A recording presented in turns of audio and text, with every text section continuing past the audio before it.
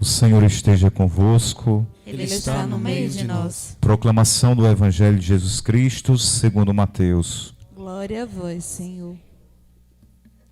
Naquele tempo, disse Jesus a seus discípulos: Ficai atentos para não praticar a vossa justiça na frente dos homens, só para serdes vistos por eles. Caso contrário, não recebereis a recompensa do vosso Pai que está nos céus. Por isso, quando deres esmola, não toques a trombeta diante de ti, como fazem os hipócritas nas sinagogas e nas ruas, para serem elogiados pelos homens. Em verdade vos digo, eles já receberam a sua recompensa.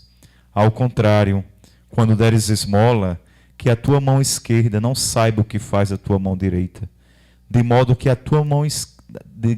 tua esmola fique oculta. E o teu Pai, que vê o que está oculto, te dará a recompensa. Quando orardes, não sejais como os hipócritas, que gostam de rezar em pé nas sinagogas e nas esquinas das praças para serem vistos pelos homens. Em verdade vos digo, eles já receberam a sua recompensa. Ao contrário, quando tu orares, entra no teu quarto, fecha a porta e reza ao teu Pai que está oculto, e o teu Pai, que vê o que está escondido, te dará a recompensa. Quando jejuardes, não fiqueis com o rosto triste, como os hipócritas. Eles desfiguram o rosto para que os homens vejam que estão jejuando. Em verdade vos digo, eles já receberam a sua recompensa.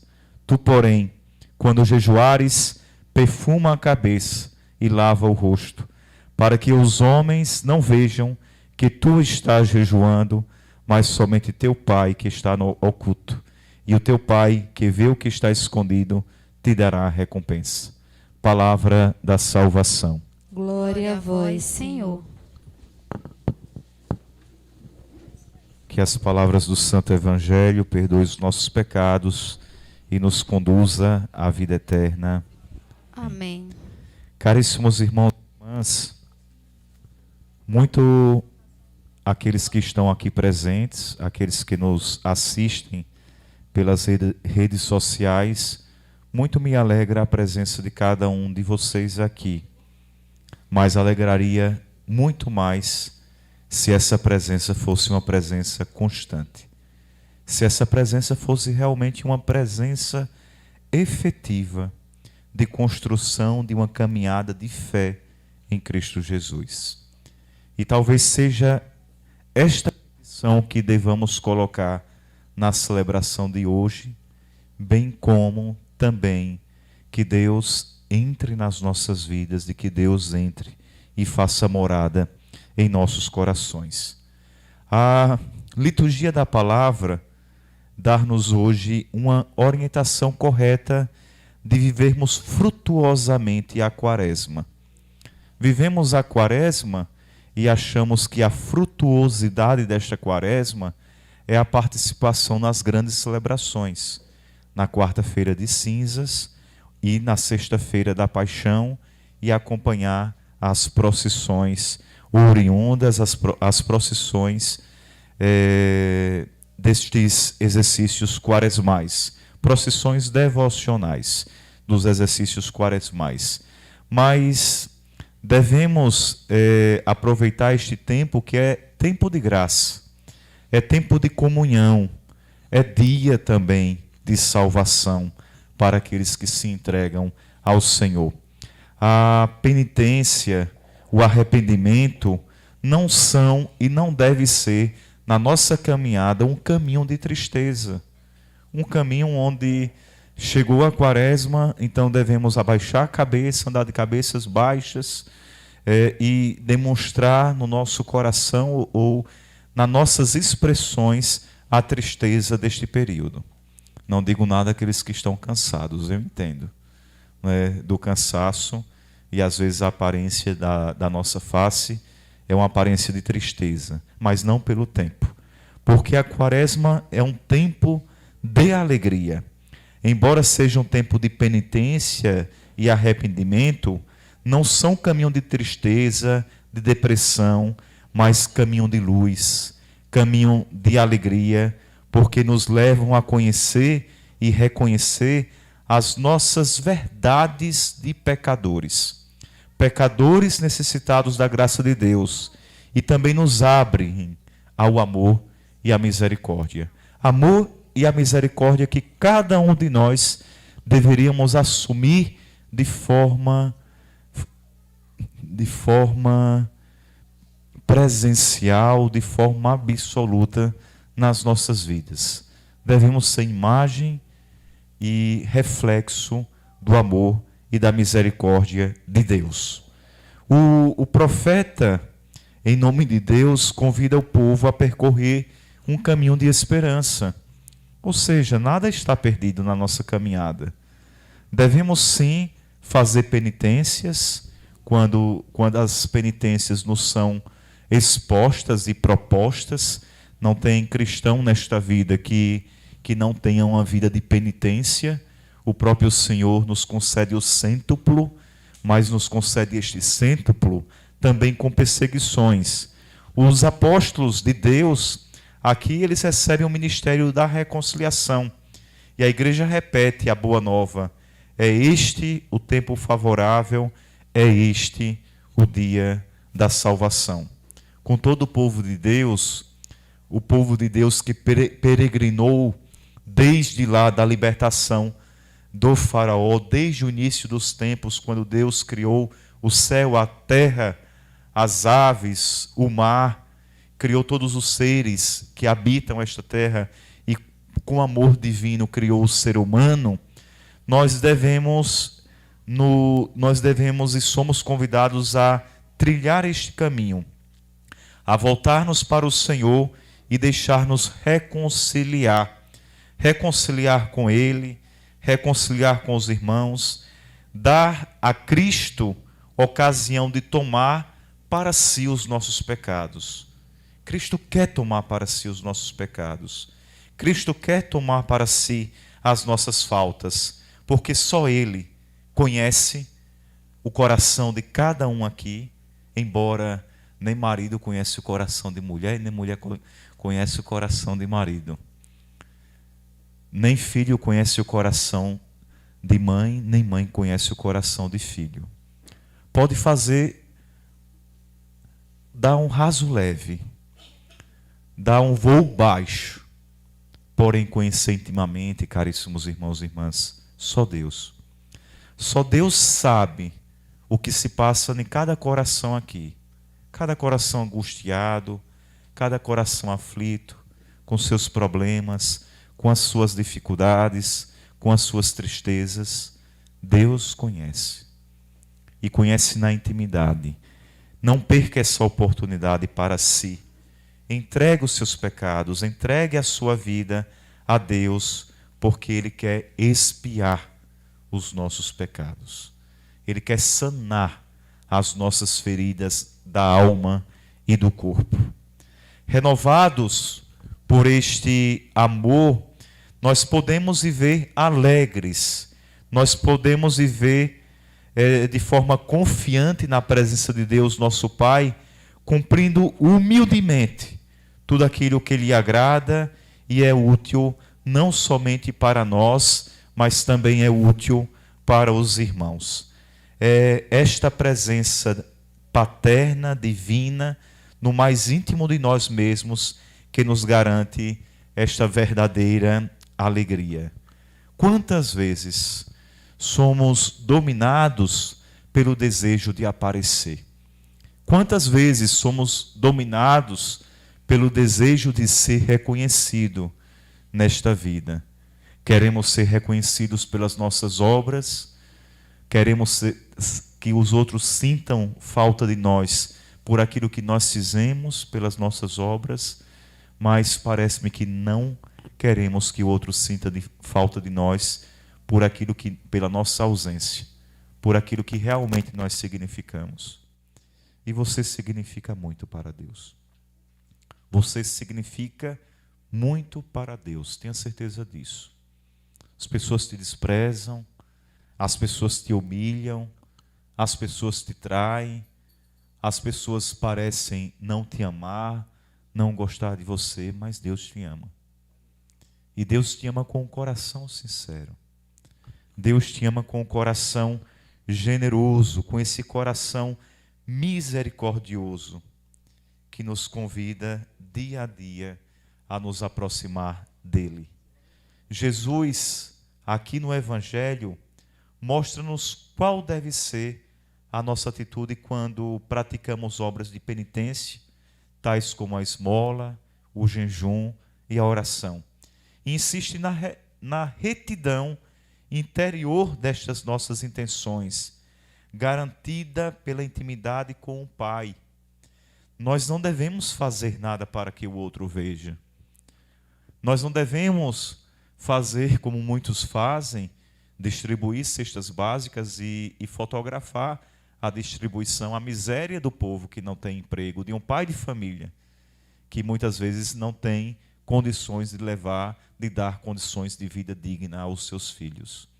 É expor a miséria humana, é expor a fragilidade daquelas pessoas que hoje nesta sociedade sofrem e não têm vez. Caríssimos irmãos e irmãs, por isso temos que ser ou nos deixar ser orientados por Jesus em todas as suas palavras e obras. Nada fazia para ser admirado pelos homens. Nós também nada devemos fazer para sermos elogiados pelos homens. Nós podemos ser tentados a fazer o bem para obtermos a admiração dos outros. A gente faz, a gente é humano. Então, às vezes, a gente quer ser reconhecido, a gente quer ser amado pelas obras, mas é por ilusão. Por ilusão porque as pessoas nos decepcionam. As pessoas nos decepcionam. Lembre do velho ditado que diz que Deus perdoa sempre, os homens às vezes, a natureza nunca. Né? Então, vai muito nessa linha também. Deus nos reconhece sempre. E é Ele que está oculto a quem nós devemos agradar constantemente no nosso dia a dia. Então, não nos deixemos ser tentados. Mas essa atitude, por um lado, fecha-nos em nós mesmos. Então, temos que tomar cuidado. Temos que equilibrar. Porque a virtude é uma equidistância entre vícios. Uma por falta e outra por excesso. Por outro lado, também projeta-nos para fora de nós, tornando-nos dependentes da opinião do outro. O que é que o outro pensa de mim? Estou muito preocupado com o que o outro pensa de mim. Se eu disser que não estou mentindo. Se vocês disserem que não estão mentindo também. Alguns não. Alguns talvez chegaram à cura destas mazelas espirituais, mas outros não. Então, por que nos alimentamos do achismo dos outros? Por que não vivemos uma vida em Deus? Estou falando para mim, viu? Estou falando para mim primeiramente, para depois falar para vocês.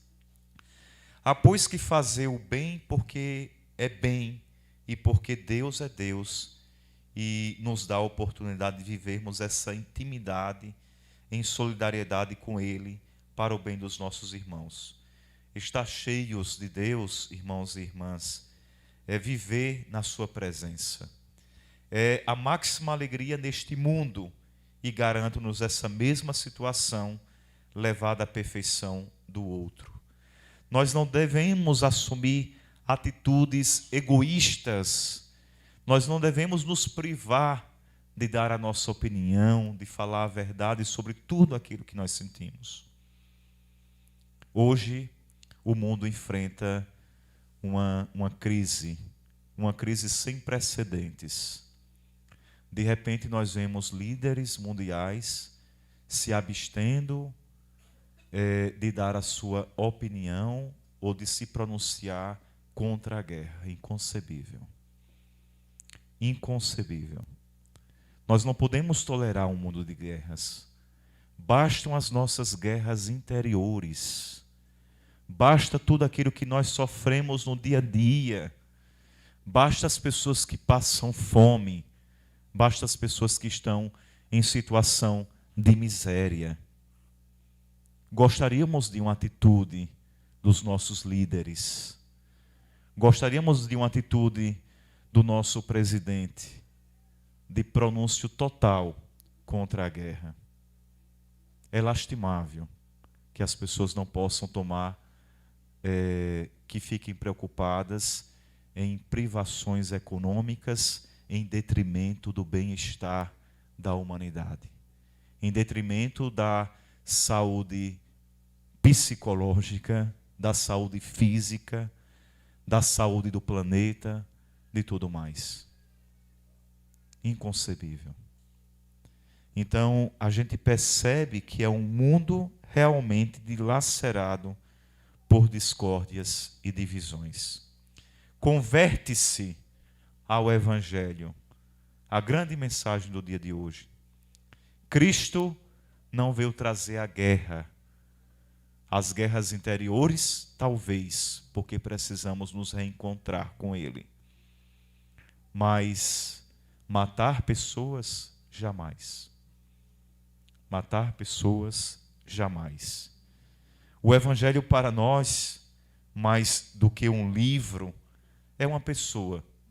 E esta pessoa é Jesus Cristo, que prega o amor, que prega a caridade, que prega o fazer o bem ao próximo. E de nós, da nossa parte, é necessária uma conversão ao verdadeiro conhecimento de Cristo. Não um conhecimento intelectual. Podemos falar muito bonito de Cristo, muito, mas a nossa vivência de Cristo. Podemos estar presentes em uma missa de quarta-feira de cinzas, mas qual é a nossa vivência de Cristo?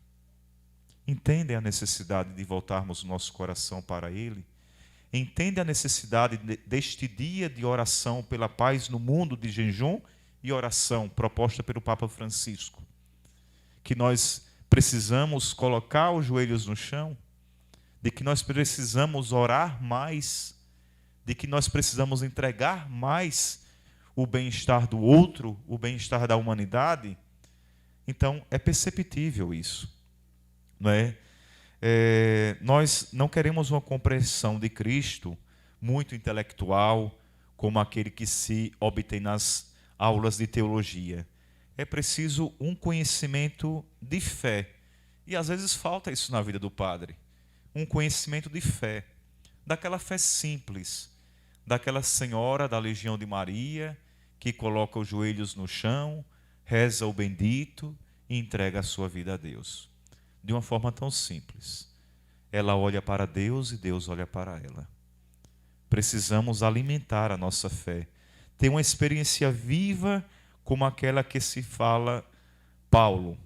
Na verdade, em tudo isso só vejo dano comparado com o supremo conhecimento de Jesus Cristo, meu Senhor. Põe Ele tudo. Desprezei e tenho em contas de esterco a fim de ganhar Cristo. Assim poderei conhecê-lo, a Ele a força, a sua ressurreição e a comunhão dos seus sofrimentos. E aí continua Filipenses 3, versículos 8, de 10 a 13. Então, façamos nesta quaresma, caríssimos irmãos e irmãs, obras de penitência que pudermos. Obras de penitência. Aquelas que estiverem ao nosso alcance e as que exigem de nós um sacrifício. Mas façamo-las na intimidade e na presença do Senhor. Só você e Deus, que vai gerar um bem-estar ao nosso próximo. Que havemos de procurar na oração, na Eucaristia, na comunhão, esta intimidade com Deus. Não esqueçamos a ascese espiritual, especialmente a que nos é exigida pelo fiel cumprimento de nossos compromissos com Deus e de nossos compromissos com o irmão. Temos que fazer isso. É urgente. Talvez não nos reste muito tempo para fazer isso. A gente não se dá conta dos precedentes desta guerra que parece não ter nada com a gente, mas que vai nos atacar de uma forma direta e muito direta. Há anos nós não víamos miséria. Há anos nós não víamos uma pessoa batendo nas nossas portas para pedir uma esmola, pelo amor de Deus. Lembro que na minha infância, minha mãe deixava cachos de banana, farinha reservada para quando as pessoas baterem na porta, que pediam, dai-me uma esmola pela paixão e morte do nosso Senhor Jesus Cristo. Isso se repetia dia a dia. Vimos uma melhora e estamos vendo uma decadência novamente da humanidade, principalmente de nós brasileiros. Coloquemos o joelho no chão e peçamos a Deus pela dignidade de vida das pessoas que sofrem por falta de emprego, que não têm voz, que não têm vez, e por aqueles que enfrentam direta e indiretamente esta guerra que não é de Deus, que não é de Cristo. Convertamo-nos e possamos crer no Evangelho. Deus espera cada um de vocês aqui, não somente no dia de hoje, mas sempre, para entregar-se de coração pleno a Ele, que é caminho, verdade e vida. Louvado seja nosso Senhor Jesus.